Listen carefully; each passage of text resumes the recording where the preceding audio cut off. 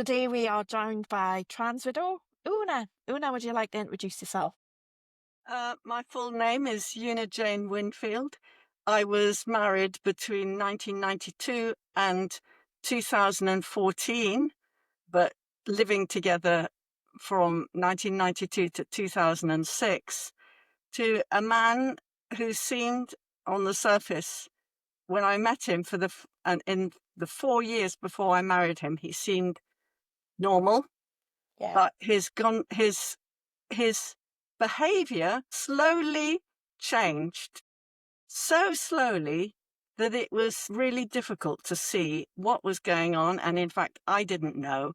But the last 4 years before he left us, he had become divorced from his own life as a husband with me, as a father to our children, interacting in any way with his previous circle of friends, some from childhood, and he had broken all of his business acquaintances, alienated them completely. And in my marriage, he was trying to throw me off balance by constantly questioning what was a normal decisions that I tried to consult with him, and he would throw them back at me, refusing to say anything sensible, behaving like a rebellious teenager on a bad day, every day, and from the moment he woke up to the moment he went to sleep. This was absolutely extraordinary. I had never heard of such behavior. Yeah, that sounds like a lot to unpick.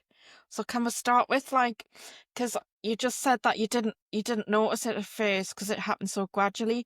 Looking back, can you identify when it first started happening? I now realize that he knew for his entire adult life that he had emotional responses to people which were very different from normal men or boys.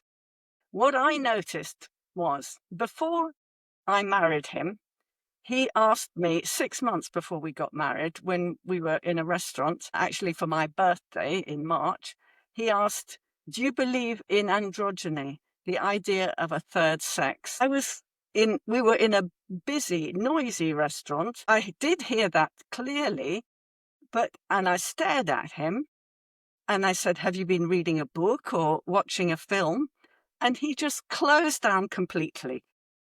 He said nothing more about this. I didn't understand that this was, in fact, a searching question.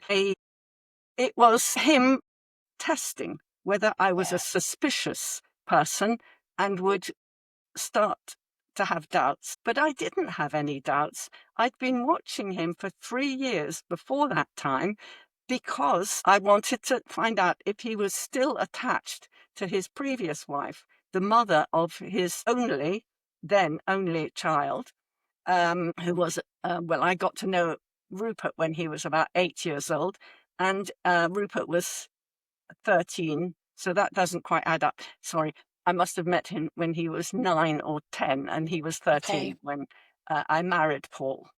The Yeah. other things which Paul did, which were unusual, but which didn't ring any alarm bells, were that used he was proud of his shapely legs and small feet.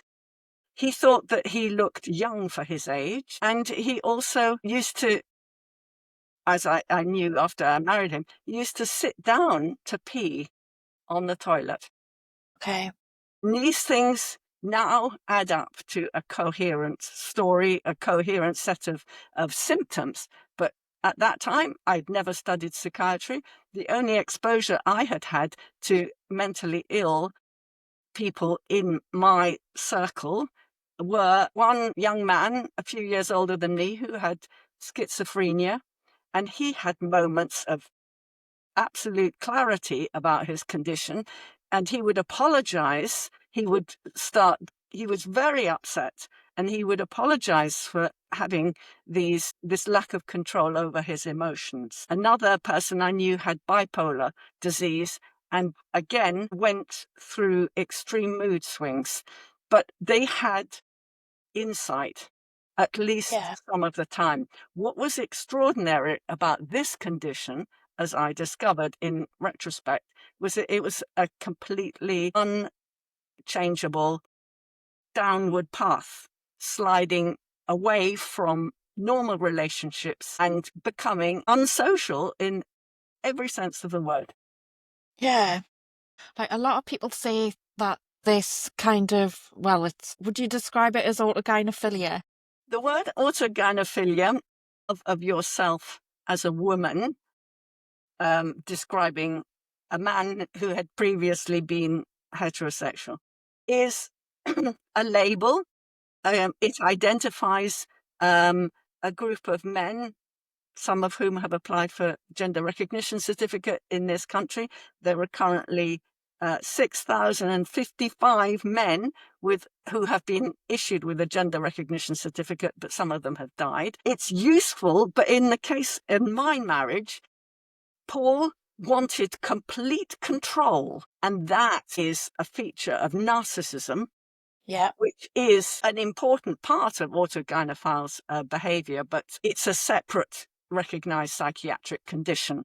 So Yeah. he told me absolutely nothing about why he did not want to interact at all with me. He wanted to be a sibling. That was another clue. He A wanted to be sibling to you? a brother to his own 2 children with me. All right, okay. This is a sign of infantilism. Yeah. Yeah, that's not the same as like some of the other stories I've heard, so that's a bit different. I was just wondering if there was any sort of indication that he was watching a lot of porn, because that's what I've heard happens a lot. Well, I have no evidence of this from my own evidence gathering. Okay. I did want to get access to his computer while he was with us, but he had a password and he never gave it to me, so I had no way of checking. But what I Yeah. can say is that he spent a major chunk of most days in front of his computer and he was not moving from it. I could listen to him because he was occupying the dining room, which is the room immediately above where I am now. And he refused to spend any money on renting a studio or any office space. Right. And well, putting these 2 separate things together, the fact that he was not moving around that room, pulling out papers, usually large paper plans for designing. He was an architect in private practice. Okay. He was not opening his filing cabinets because I would have heard the noise. And the fact that he was just so alone and not talking to anyone. Admittedly, we didn't have Zoom calls then. No. He left in 2006. That very long period. He lived with us from me at first and then 2 children, 1992 to 2006. Initially, he was making lots of phone calls, as you'd expect. Yeah. But there was this gradual withdrawal from all socialization of any kind. And yet, he had had some success. When I first married him, we were both interested in recreational, the same things. I liked sailing. I'm a good dinghy sailor. My father had a big boat. Paul had a part share in something called a westerly centaur, I think it was, a big family boat, very suitable actually. And he shared that with a friend called Tony Buckingham. And I thought, this looks really nice. This is fantastic. I was very excited at the prospect of Yeah. having weekends. And Paul was not in a very good place financially because he just divorced his previous wife. But I thought with my help, we could pick up the pieces and get going. I introduced him to a number of business contacts actually at the sailing club where I was a member. And one of them, he set up a project with the BBC called the BBC Dream House. So he was a competent businessman, competent architect, competent socially, but there was always an element of he was reticent socially. And I can see in retrospect that he was slightly wooden, but he seemed to be interested in me. Yeah. Now, subsequently, looking at all the financial and other actions, because of when you go through divorce, you look very closely at everything that has just happened. He applied for planning permission on 4 occasions. Planning permission for an extension in different guises on my house over 5 years, and he only stopped when his actions started to look suspicious, and he had almost completed work on a building development, house development, and was pretty nearly ready to move into it. I realized that what he was actually doing was trying to get an equity share in my house, which he would argue before a divorce court had enhanced the value of the house, and he was trying to get a slice of the equity in my house. And that's because he was unlikely to get any access to my income, which I needed fully to meet the school fees, all the expenditure of raising 2 children in a very economical, but still, kids cost money. Yeah, And they do.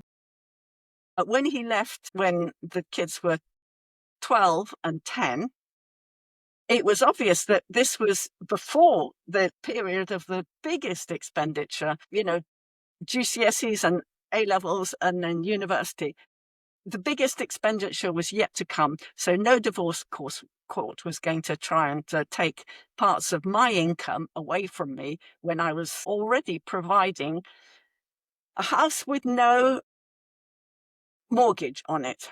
I paid Okay. the council tax. I paid the insurance for the house. I paid all the repair bills. I made all the curtains, including the ones right next to me. I am a very competent seamstress. I did everything I could to keep the costs down, but still, each year after the birth of the children, in order to meet the rising cost, Paul never volunteered to make any additional expenditure.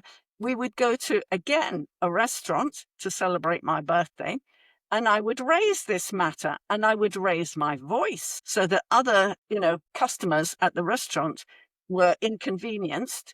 And I would say, we have to increase your allowance from 600 and then the next year to 800 to 1,000, 1,200. And this is absolutely normal.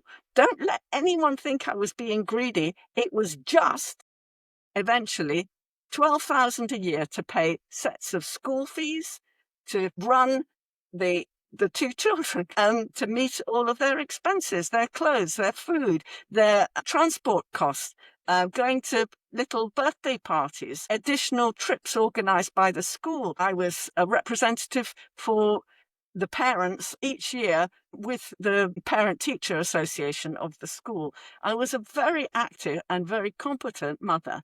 And still to have to beg your husband to increase expenditure on his own 2 children to a very modest level seems extraordinary. I had to chase after him at Christmas to get him to reimburse me for the expenditure on Christmas presents for them, which is an important element and kids really do look forward to Christmas Day and Yeah. opening the parcels. It's absolutely normal to shell out.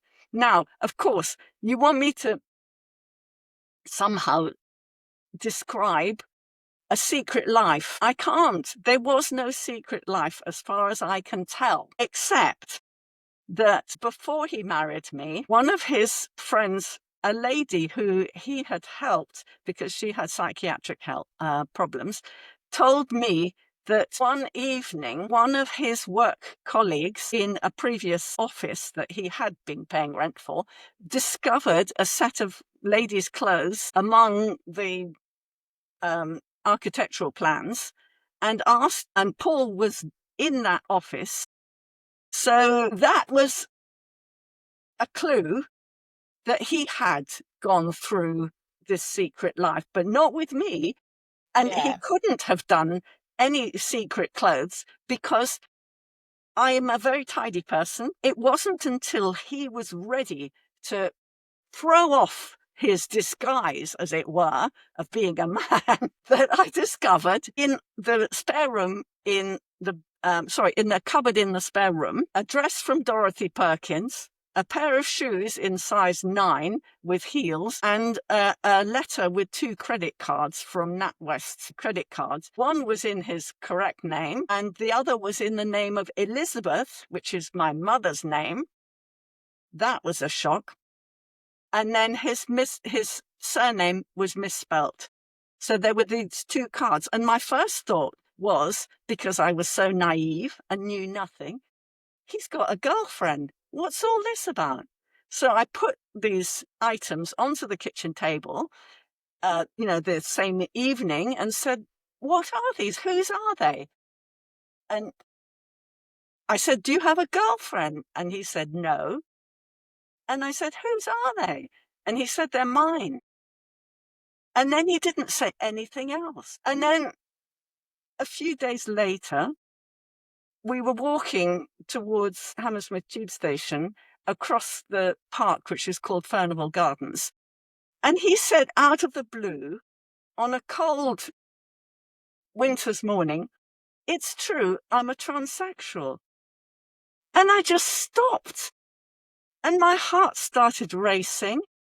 And my brain went, my head was spinning. I had nothing.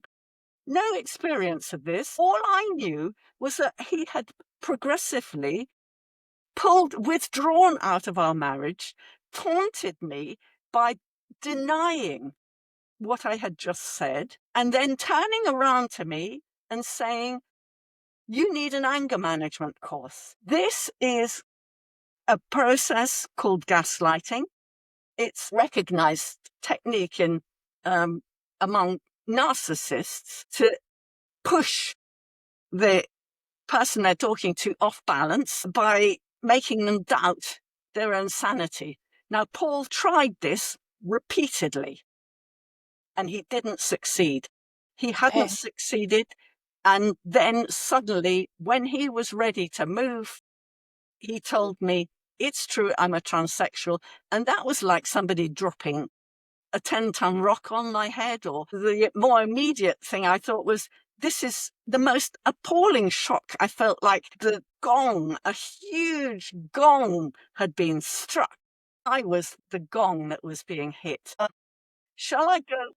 Did you know what a transsexual was? Had you heard that word before? I had heard the word before, and I had seen, I think on one occasion, a very drab, sad, dishevelled man in women's clothes travelling as a passenger on the district line. It was a very unusual event, and that was in all the years of marriage and before that, actually in my entire life. I married Paul when I was 36 years old, or 37, and he was 19 years older than me, which was a hell of an age gap. And it is, as I now realize, a red flag for fraud. But anyway, we were physically compatible, and he seemed to be keen on me. His interest in sailing seemed to be genuine. He was competent as a sailor. His interest as an architect in private practice was genuine. He had run his own architectural practice. He had been an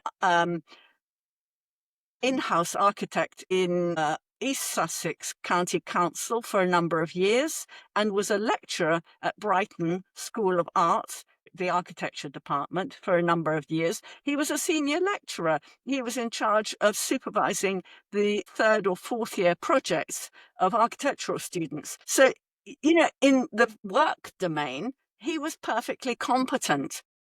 But he had divorced his previous wife, who he had got pregnant first and then married her. Within 4 or 5 years of that, he was running around chasing after other women. He was enraging my predecessor with the same psychiatric attacks, the taunting, so that she threw plates at him. Okay. Now, Paul had explained to me before I married him that the reason he had divorced his previous wife was she threw plates at him. It seemed completely impossible that anyone would want to throw plates at this upright, reticent, charming. His sense of humor was charming, and he was concerned.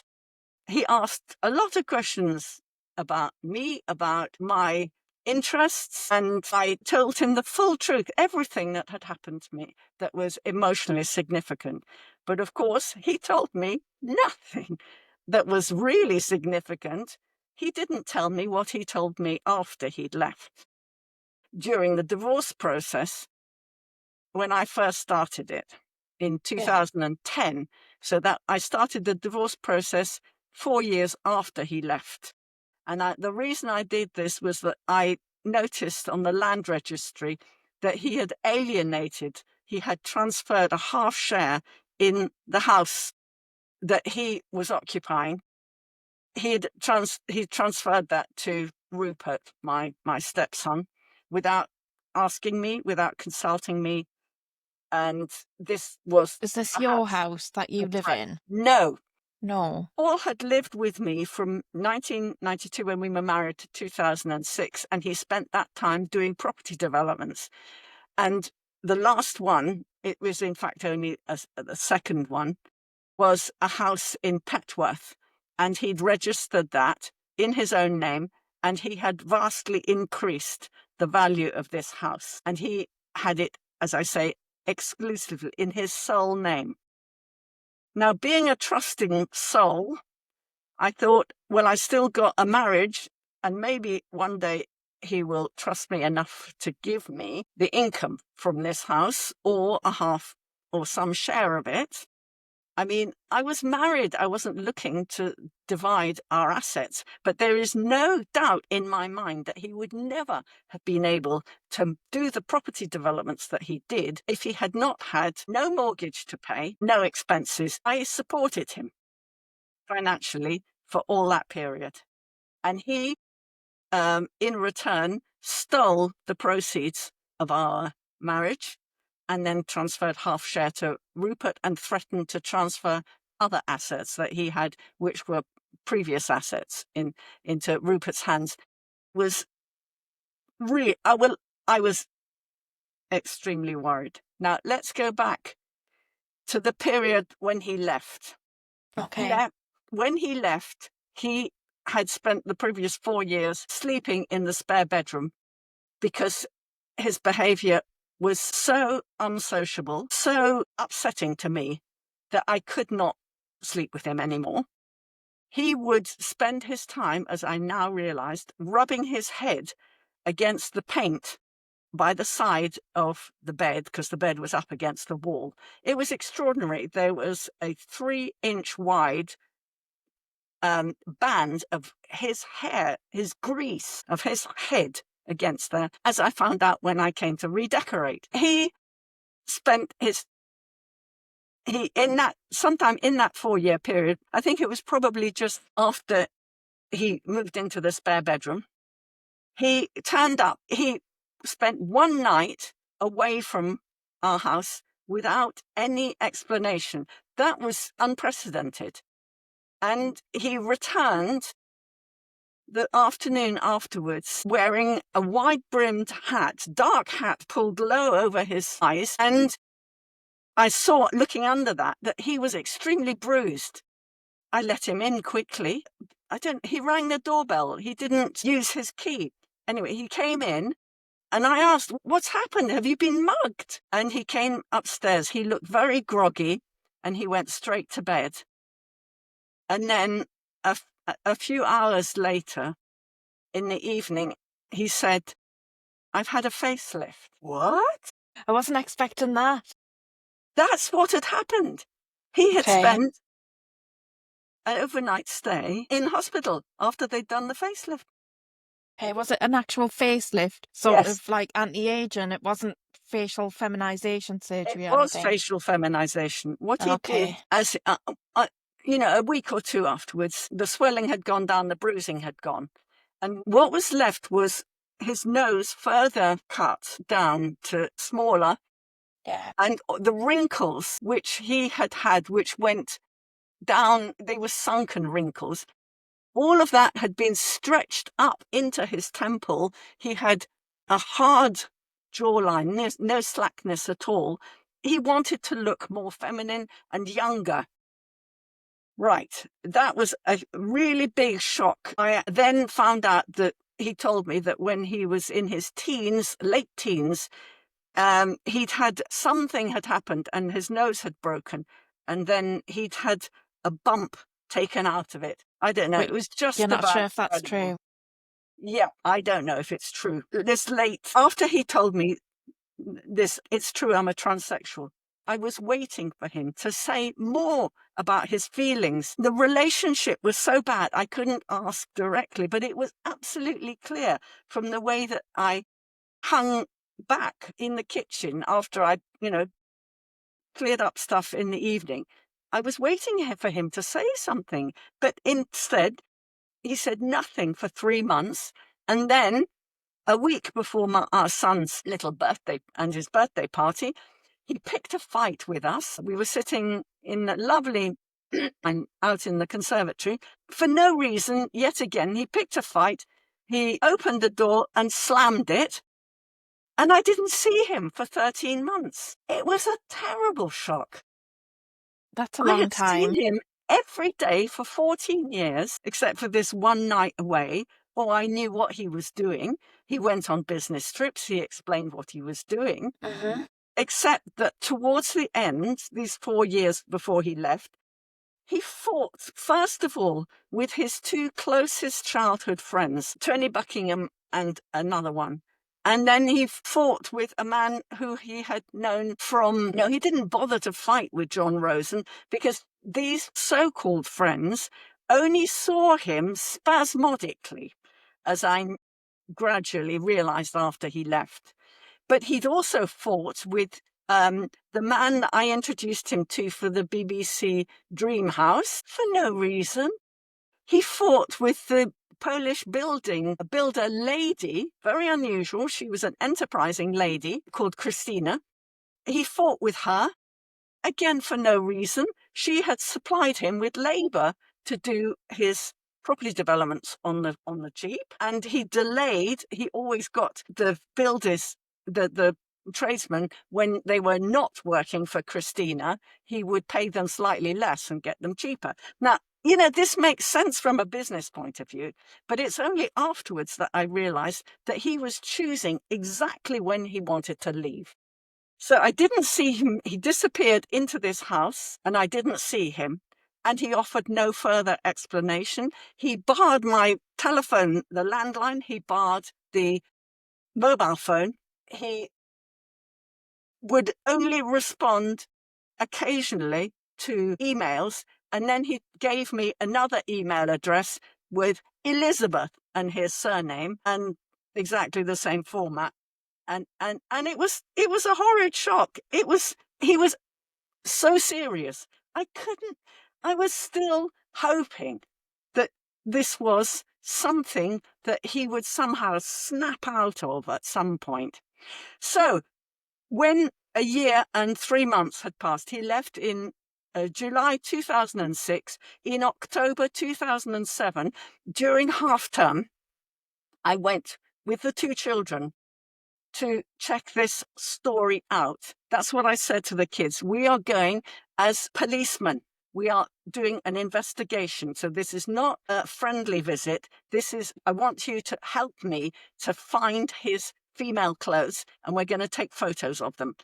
So we turned up early afternoon at his house and rang the doorbell. We knew that he was there because his car was there, and there was no way out of this little town except by car. So we waited for 15 minutes outside the door, and then he came down looking long-haired, greasy-haired, with a pair of trousers, but loose-fitting, and he let us in. It was extremely tense for 3 hours. I said, "We're here to get photographs. Please show us your female clothes." We went round the house, opened all the cupboards. It was a 4-bedroom house, so there was quite a few places to look, and then went down to the lower basement, and there was a padlock on that cupboard. I said, "Unlock that cupboard, please." And he did. And then we saw these garments, put them on the bed and took photographs. The next thing, this had taken a long time, at least an hour. The next thing was to get a copy of the psychiatrist's report, which he had mentioned during this spasmodic email exchange for a year and a bit. So he absolutely refused to disclose it at first. I said, we're not leaving unless you give me a copy of this. Oh, my fax machine has broken. I don't have a photocopier. Okay, well, eventually, after another hour, he got the original out. He tore off the strip at the top of the letter and he gave it to me. And I glanced at it and I realized there was some very incriminating things in this. But at that point, I was exhausted and I was really ready to go. Third thing that we obtained, as soon as I came into the house, I noticed that there was a Chinese lamp that was a beautiful, expensive Liberty in Regent Street lamp with the original lampshade. Paul had told me when I noticed that it wasn't in my house, he said, oh, I've thrown it in the river in a fit of rage. This story could not possibly be true. First of all, he didn't go into a rage ever. His anger was controlled. He was surly. He was uncooperative. His anger was below the surface. You could see it, but it was not enraged.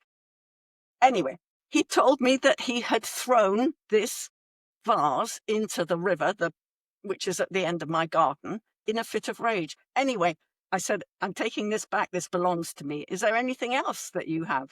So I searched in the cupboards and I found an acrylic blanket, which my kids liked and I liked, and plainly he liked because he just took it without permission. I stacked those things in the hallway to take them away. Anyway, just before I was ready to go, I said, one of the kids wanted a glass of water because we'd been there a long time, but it was late. It was it must have been longer than, at the times are a bit odd. We maybe arrived at 3:00, a bit later, and it was 6:00. It was October. It was getting dark, and I had an hour and a half. That's why I'm getting confused about the times. An hour and a half to drive back from there, and it would be at least 8 or 8:30, and the kids were used to supper at 7. So it was late for them. So I moved to the kitchen and was pouring a glass of water, and he followed me into the kitchen, and he said, and I just for 1 second I was off guard. I said, please cut your hair. Please cut your hair.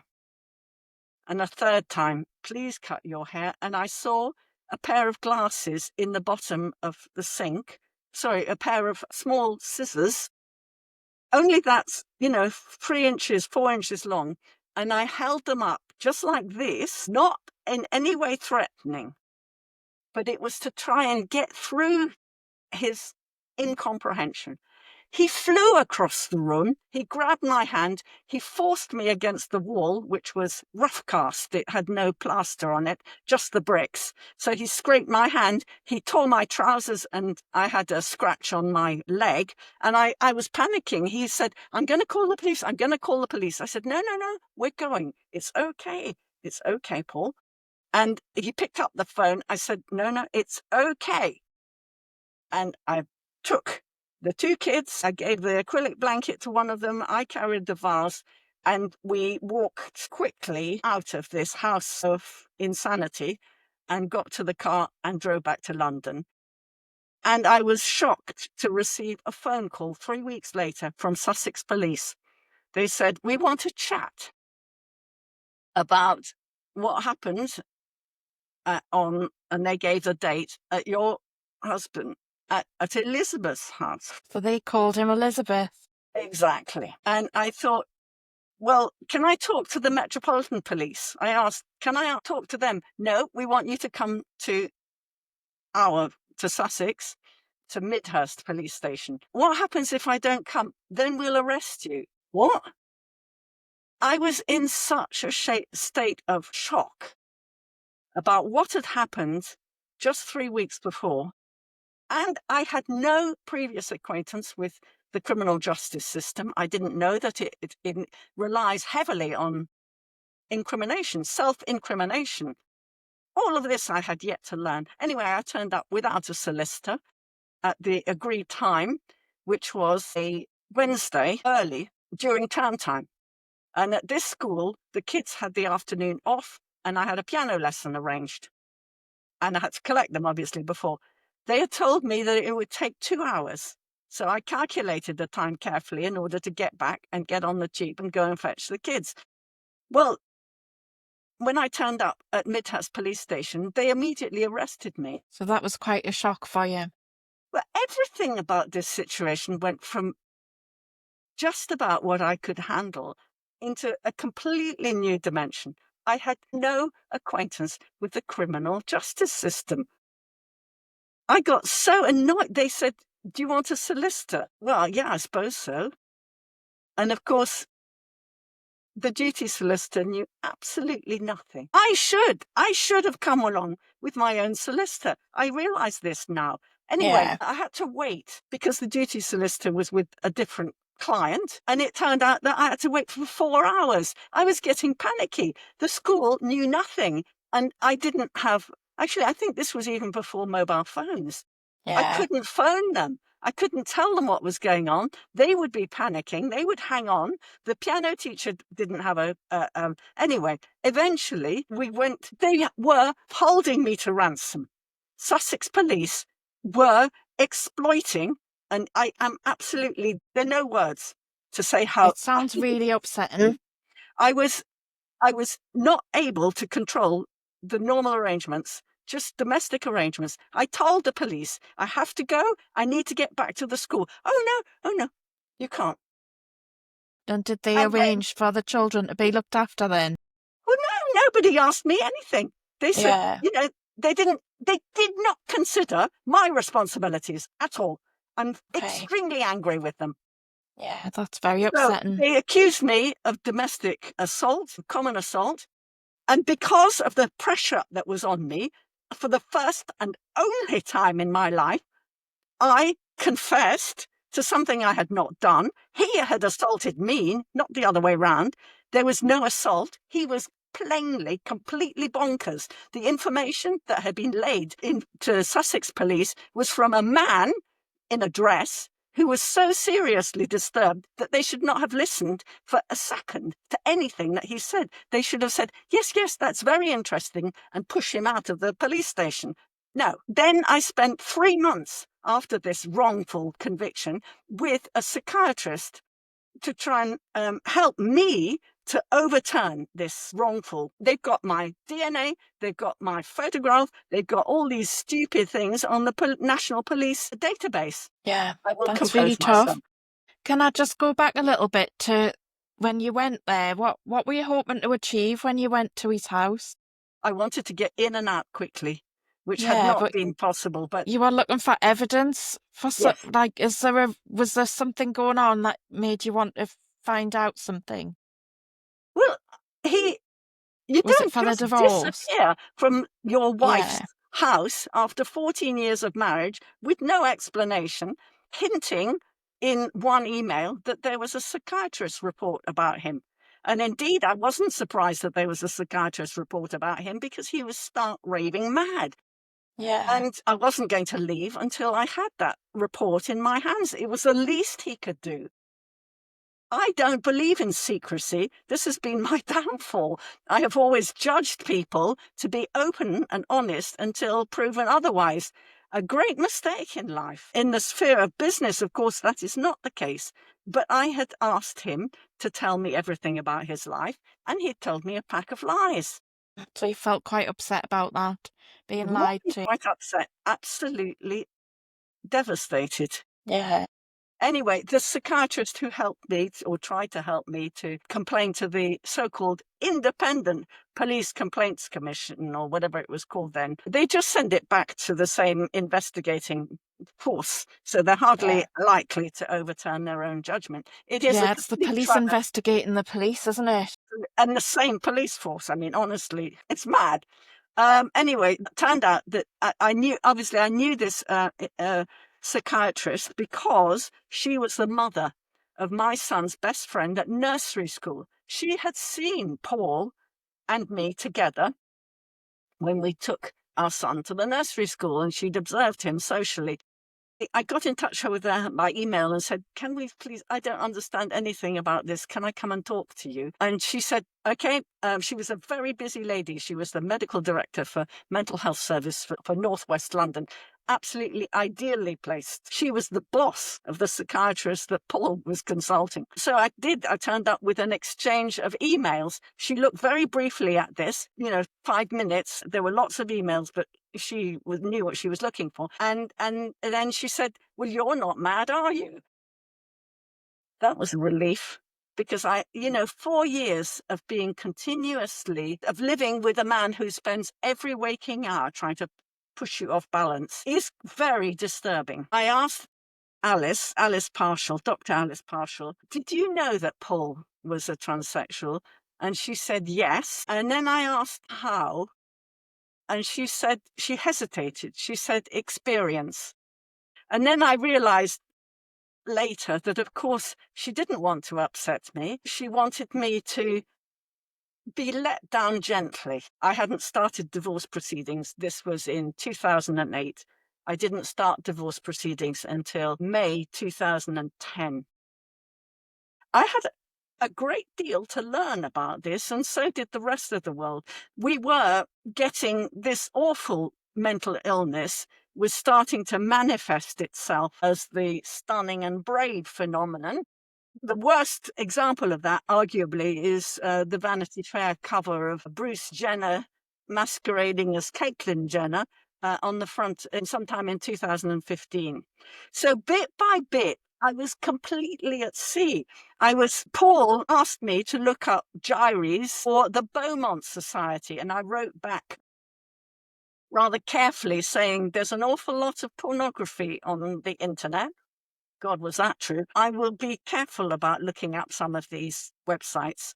And I tried to Google transsexual, transgender, and it wasn't until I got to about the 14th or 15th page, because Google was totally captured by the trans radical activists. You couldn't say a thing against them. Finally, I found a link to a hub threads called My Dad Wants to Be a Transsexual Woman. And this was written by a distressed 16-year-old girl in the US. And I read her account and I recognized exactly what I was feeling. Her father was in a land of his own, spending money, destroying his own, obviously he'd already destroyed the relationship with his wife, but the kids.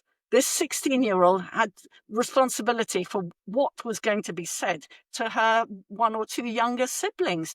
The responsibility that was put on this child, it was appalling. Anyway, I wrote supportive comments to her, and gradually I managed to there were lots of people writing in, because that was the whole point. And I managed to get a link to something in the UK, and I got in touch with Stephanie Davis-Arai of Transgender Trend, and then she had a wider circle. I didn't actually get onto Twitter until 2018, which seems extremely late now. And by that time, I had made contacts with other trans widows through Stephanie Davis-Arai. I went to some of the initial meetings organised by Standing for Women and A Women's Place UK to discuss the proposed introduction of gender self-ID, which of course by that time, I was discovering who my tribe were, who were my supporters. They were by and large women. They were all biological realists. For the first time in my life, I understood why feminism matters to women. Yeah, it took a long time for you to find those people who could help you and It just did. make you feel like you weren't on your own. Right. When I found this letter to a psychiatrist, it was the letter written by the psychiatrist that Paul had presented himself to, literally a few months earlier, as luck would have it. It was dated, as I realized later, August 2007. And it was to a Dr. Barrett, Well, I didn't know who Dr. Barrett was, but a quick bit of Googling, I did find out. And then I wrote to him at the Gender Identity Clinic at Charing Cross Hospital, which incidentally is about a mile away from my house. I suggested diffidently that Paul was suffering from anxiety and depression. Well, he certainly was. What I didn't want to do was to in any way endorse what Paul was seeking to do. I didn't want my husband, the one with XY chromosomes and some sperm to produce 2 children, to get off scot-free into the land of insanity.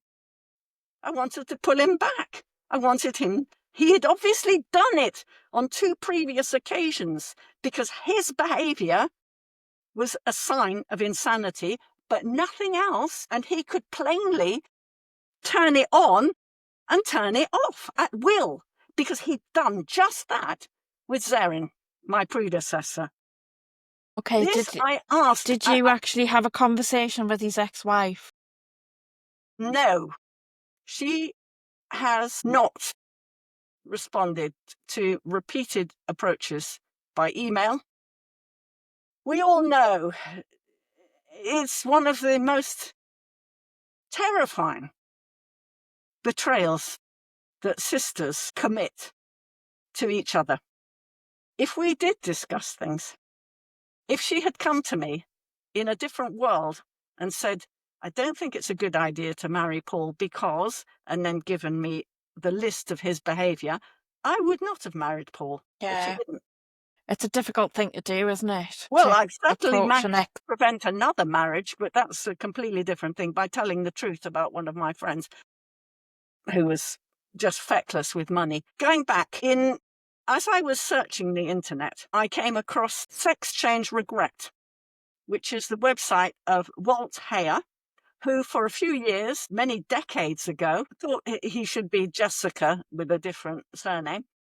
And then subsequently, because he was a very energetic man who did the digging into his own psychiatry, he realized how it was that he had been wrongly persuaded of this terrible thing that he'd done. And he set up this website and he had a contact email address. And I wrote, Dear Walt, were my husband's brains fried before he started taking estrogen? And Walt Heyer replied saying, I'm extremely sorry about what's happened to you in your own home. I was, my heart was touched by his reply that showed such empathy, and that someone who had been in this terrible state had rediscovered normal human empathy towards me. He said, no, it is not the estrogen, it's the behavior. And it's the same with anyone who behaves like this. Yeah. So that was a really important piece of evidence. I have been anything but passive victim in this. I have sought to find out, as far as I can, how this terrible affliction hits individuals at different ages in different ways, and whether it's possible to get out of it, and the answer is yes. Why society has been so enchanted with this complete fairy tale, and how we're going to get out of it. And of course, I have now given thousands of pounds to the various warrior campaigns who have lost their jobs in campaigners. I gave money to Maya Forstater. I gave money to whoever the next one was. I made a list. It's 50 different crowdfunding appeals to ensure that the truth will come out in courts of law. And then we will stand a good chance of kicking this nonsense out of the public discourse, getting rid of the Gender Recognition Act. And I'm going to say this again now that we're at this point, we must get rid of the Gender Recognition Act and gender reassignment as a protected characteristic in the Equality Act 2010. They both pander to the confusion between the real concept of sex, defined easily biologically using a swab test, and the undefined and undefinable nonsense of gender, which has been conflated in law in the Gender Recognition Act 2004. Absolutely. It is in a very crowded field, one of the most insane pieces of legislation I have ever seen. It's easy to read. People should read it as a first port of call to understand why this is not acceptable. The Act starts off by talking about gender and sets out what must be the conditions for getting a gender recognition certificate, and then moves on to talk about sex. It does not explain or apologize for this transition, an abrupt transition in the different sections of this Act. It does not, at the very beginning or somewhere at the end in the explanation, define the word gender. So what is it that the Act is recognizing? Yeah, that's But the thing. Like, I've asked so many it, people what gender is, and you but never it get a does. clear answer. I've got a little speech here. It does explain what gender dysphoria, the mental condition that you have to satisfy, it Yeah. explains that it is a disorder. And that is extremely important. There are many reasons why that was included in the Act. For example, most candidates to get a gender recognition certificate would want an NHS psychiatrist free services. So it was necessary to define that gender dysphoria is a disorder for which a specialist psychiatrist is necessary. What the Gender Recognition Act does effectively is to confer a special legal status on one particular mental disorder, and it does not explain why this particular disorder has been singled out. They could have chosen schizophrenia, they could have chosen bipolar disease. Why this one? This makes it Well, a very suspect piece of legislation. it's because of activists, isn't it? That's the obvious answer. Of course. Anyway, we could go into why Tony Blair did not understand the first thing about feminism, about protecting the interests of women, and incidentally, because women look after children, the interests of children, and very importantly, gays. They are same-sex attracted. It's homosexuality. It is not homogenderism. Yeah, And of course, absolutely. I had to learn all of this because I knew Yeah. absolutely nothing about this in July 2006. I don't think anybody did they? So I've got a couple of questions, if that's okay. So you've mentioned facial feminization surgery and you mentioned briefly estrogen. Do you know, did your ex-husband have any other surgery? Did he fully transition or? Yes. When I started the divorce, well, I was starting to think about it in January 2010 when I found out that he transferred the half share in our house to Rupert in the previous August. He revealed in about 2011, 2012, that he'd actually had the surgery in February 2010. So he got an interim gender recognition certificate dated December 2009, in anticipation of castration. I will not call it anything but what it is, Yeah. which was performed for the princely sum of £7,000 by Mr. Philip Thomas, a urologist and surgeon at Brighton General Hospital, as you do. Funny? Yeah. Not a bit funny. By that, he had shown that he was, I'm sorry, unsavable. Yeah. Was he Jesus. on hormones as well before that? Well, when we went in October 2007, we, the children and me, I found in the bathroom while we were searching for clothes, little patches of estradiol. I read what it said. I opened the window and chucked them out into the garden. I said, you don't need these. They're bad for you. He had some coats hanging up in the hallway, and I went to look at the coats. And one of them, I said, whose is that? Oh, it's my lodger, Isabel. Isabel, it turned out later, was really Christopher. Okay. And apparently, eventually, quite soon afterwards, they didn't get on. and Isabel was given the heave-ho.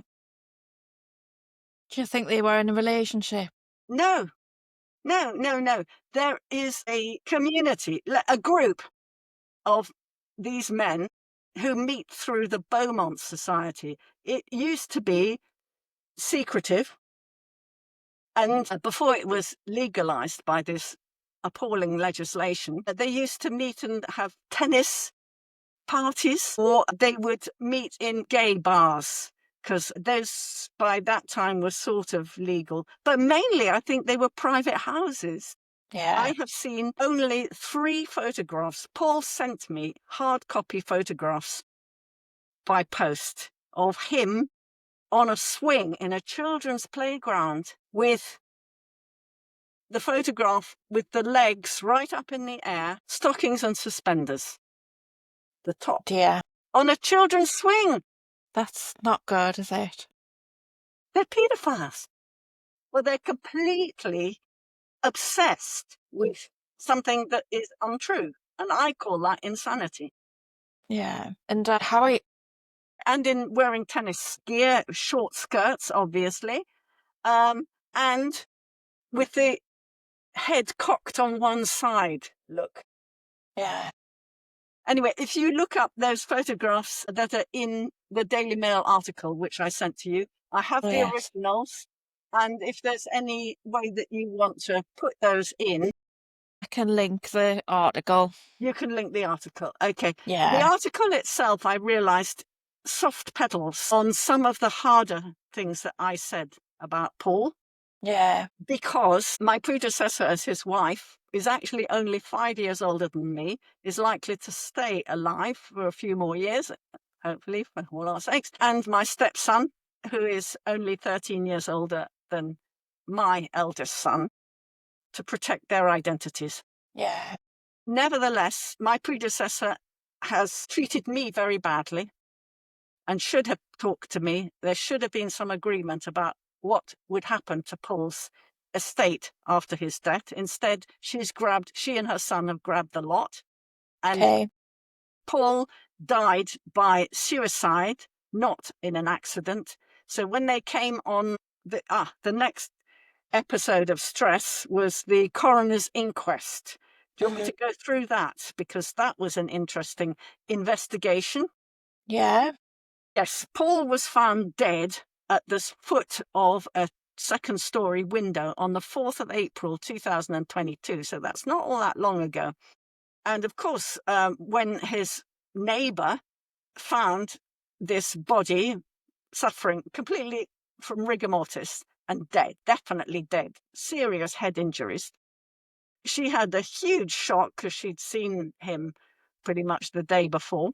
Anyway, she gave interesting evidence to the coroner, the police, and then the coroner. There had to be an inquest because he didn't die in normal circumstances. Paul was, as I say, an architect in private practice. He had designed the window from which he'd fallen, and he designed it to be extremely unsafe. It was a Okay. casement window on a projecting plinth. So there was nothing to grab hold of once you'd opened both wings of the casement window. There was no central bar. You just went straight through. I recognized this as soon as I visited the house with the kids. I didn't let the kids go anywhere near that window. Surely that would have been against some sort of regulation. I thought it would be against building regulations, but Paul was adept. He deflected the attention of building control. He had planning permission to double the size of that property, but somehow the boundary walls moved out even further, and he at least tripled the volume. It was much bigger, and it used up a huge portion of the garden, which he didn't have planning permission for. He was a manipulator, a fraudster, and a very calculating man. Okay, come back to the inquest. The evidence was submitted. The reason I knew about Paul's death was because I made friends with the neighbours around his house, they all viewed him with either derision, amusement, but criticising amusement, or fear. There were some old ladies in the almshouses on a level above, and one of them was really seriously frightened of him. Anyway, since I made friends, I gave my email address, and one of the neighbours sent an email on the day after, the 5th of April, and said, Paul's been found dead, or I think he probably said your ex-husband by that time, and the police have been asking whether anybody has seen anything. I went the day after that email, and who should I see in the house but my predecessor, Zorin, and her son, Rupert, and they were extremely hostile to me. There was going to be a coroner's inquest. I got the documents. We had an opening session of 2 months later, I think it was. Forget the exact date. We were actually on holiday, by then my student kids and me. And I asked the coroner about the medical evidence. Theory that was being put forward was that he was somehow dizzy and had lost balance and fallen out of this window. I wanted to know what the effects of estrogen would be, whether he was actually taking any. And so I asked for the medical records, and the coroner agreed. So there was the inquest was adjourned, and it was resumed a few months later. And my two predecessors turned up having sniffed onions. They were tears which were completely incredible. I know Rupert, and he does not cry. Ever. It's quite a traumatic situation, that, though. Like, you know what I mean? Knowing that someone you know very well, who you're related to, has done that to themselves. The most important thing was the evidence of the neighbour. She wrote a lot. Very interesting. In the last few years before Paul's death, he had suffered, as I realised comparing this with the medical notes, a recurrence, really explosion of his prostate problem, because one of the effects of estrogen in a woman's cycle is to encourage the growth of the lining of the uterus. So that's how you get periods. And it has the effect on the same sort of effect on men's sex organs, including the prostate. So he couldn't pee. They had to do something. They sent him for a prostatic artery embolism in January of the year he died, and it wasn't successful. It's a high-risk intervention. It caused him to become incontinent. So he should have been wearing pads, but he refused out of pride. I know him. And he was basically tied to the downstairs loo, including at night. Right. So he was very, very in a bad state. And he started wearing trousers again, I suspect, because it's a lot easier to get a pair of trousers down in a hurry than a pair of tights under skirts. And his neighbour noticed this. He also was being treated for atrial fibrillation, UTIs, uterine tract infections, lowering his cholesterol. I mean, he had all the diseases of old age, because by then he was 84. And on top of that, dilation, which he still had to do, of this fake cavity and stopping it from healing up. And estrogen interferes with, if it's in a man, it interferes with normal metabolism. You have to check metabolic, markers, lipids and other things from time to time, because it goes up and down. He became a medical patient for life.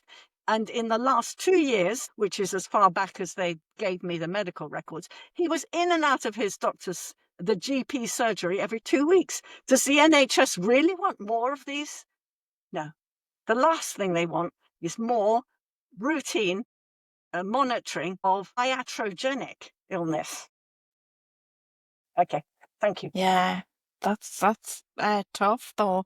That's a real trauma that you've been through, like just one after the other, it sounds like. How are your children now? Well, I did, obviously, there were important things to do immediately after Paul left.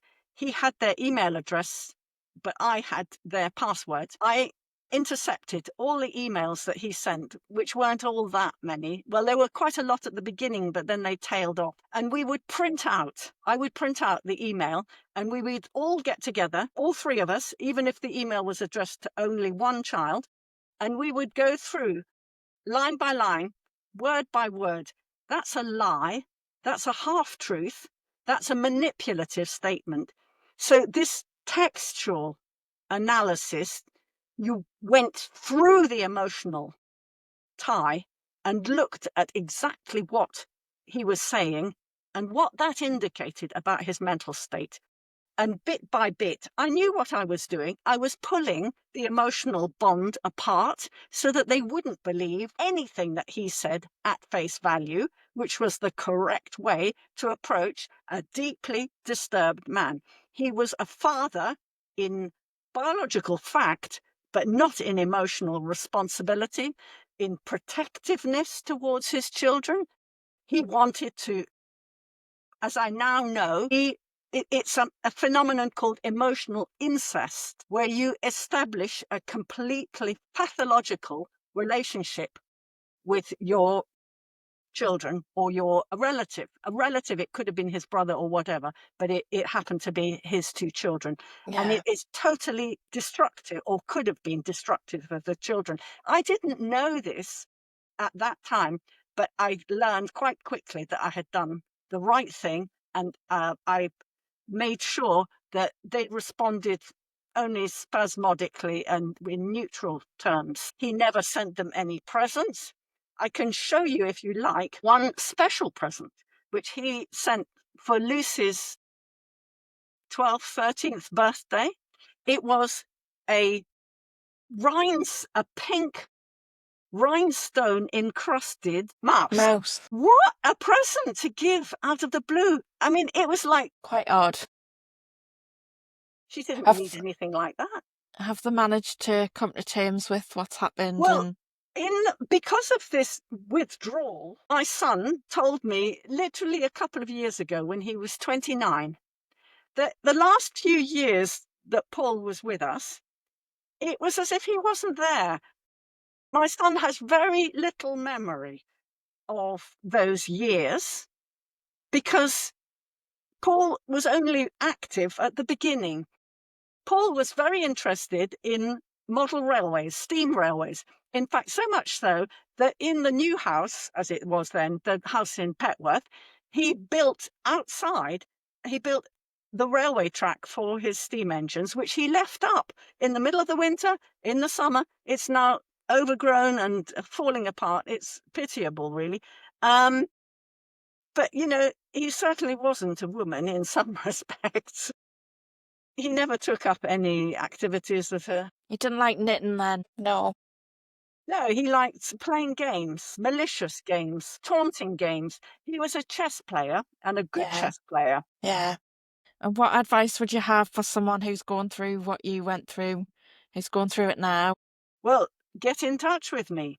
Have a look at my website, transwidows.com, and you can get in touch with me through that. It does need to be upgraded. Don't be put off by the fact that it's a very, very basic website and hasn't been updated. You can still get emails through to me, Yeah. and then I will conduct supportive help, because this is not something you want to face alone. There is Definitely help not. out there from other women who've been through it. On Twitter, I strongly recommend looking up gender critical as a search term on Twitter and now online, and avoiding any website that has any kind of approval for this mental illness, because Yeah. it will get worse. In my experience, apart from the evidence of the neighbor who said he started wearing trousers again, he didn't approach me. He did start to get rather mournful. Still, the self-pity, the narcissism was just the same, but he started to feel even sorrier for himself at the end of his life. They have no insight, and beware of psychiatrists. Although they think that they've coined a proper name and description, list of symptoms for autogynephilia, love of oneself as a woman when you're a man. This may be a temporary description. Psychiatry is in the Stone Age in comparison with physical medicine. Those are the words of Dr. Alice Partial, and she should know. Yeah, definitely. It could, we hope, be a passing phenomenon. The main danger has always been that the radical activists, trans radical activists, have tried their damnedest to infiltrate children's groups and to create the phenomenon of girls who think they should be born as boys because misogyny is so rife. But if we manage to calm the situation down as Professor Cass has started, Yeah. we should be able to row back on things. The Americans, I'm sorry to say, are the instigators of the trans phenomenon with Dr. John Money, Mr. Alfred Kinsey, Mr. Harry Benjamin in the 1980s at the Johns Hopkins University Hospital Medical School Psychiatry Division. And it got just worse and worse because American medicine is driven by money, and setting up a new medical speciality usually reaps financial benefits for the doctors that do this. So they charmingly set the world on a path of insanity. But the Americans have also resiled from this path. Of course, the activist groups like New Path, the world, so-called world, professional Association for Transgender Health. It is neither for the world nor is it professional. And transgender health is an oxymoron because you Definitely. create tons of illness. They are still pursuing their specialist goals. But Donald Trump has come to the rescue of sensible parents, wives, sensible fathers. Yeah. And the first executive order, which he passed when he came into office on the very first day, was, and I quote, protecting women from gender ideology extremism and restoring biological truth to the federal government. Very good news. I think that's a really great place to end on with a bit of positivity. Una, thank you so much for coming on my podcast. It's been really interesting. And yeah, thank you so much for joining us. Thank you very much.